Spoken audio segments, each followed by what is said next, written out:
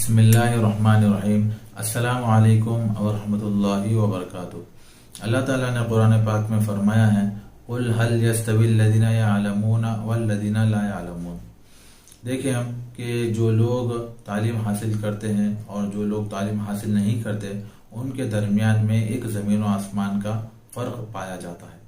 اور اسی طرح امام ابو حنیفہ نعمان بن ثابت رحمۃ اللہ علیہ بہت بڑے تاجر تھے اور آپ تجارت پر بہت کم نفع کماتے اور قیمت متعین کیا کرتے تھے، اور اسی طرح آپ اسلامی بینکنگ کے بھی کاروبار کیا کرتے تھے۔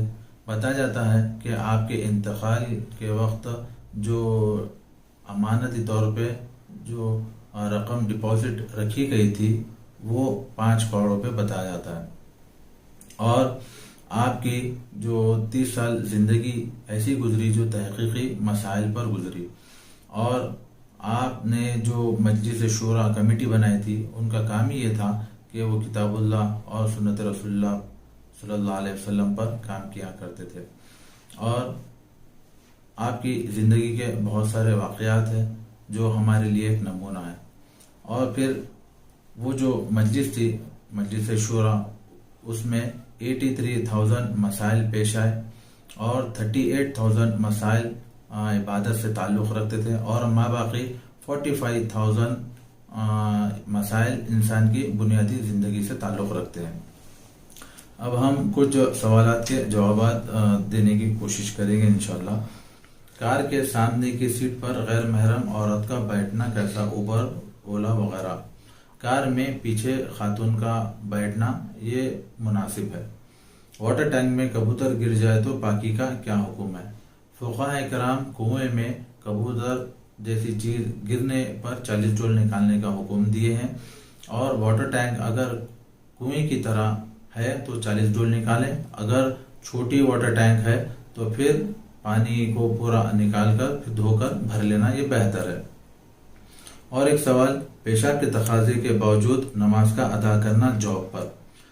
نماز کے آداب میں سے بتایا گیا ہے کہ انسان نماز کے وقت اپنی ضرورتوں کو پورا کریں، اس کے بعد نماز ادا کریں، اور قضاء حاجت اگر ہو تو پھر انسان اس کو پورا کرے پھر نماز ادا کریں۔ دوران وضو کوئی وضو کو توڑنے والا عمل سرزد ہو جائے تو وضو کو مکمل کیسے کریں؟ وضو کے دوران نواقض وضو اگر سرزد ہو جائے تو پھر شروع سے وضو کیا جائے۔ سینیٹائزر میں الکوہول ملا ہو تو اس کا استعمال۔ مسلم ڈاکٹرز اگر سینیٹائزر الکوہول کے ساتھ استعمال کرنا ضروری بتا رہے ہیں تو استعمال کرنے میں کوئی حرج نہیں۔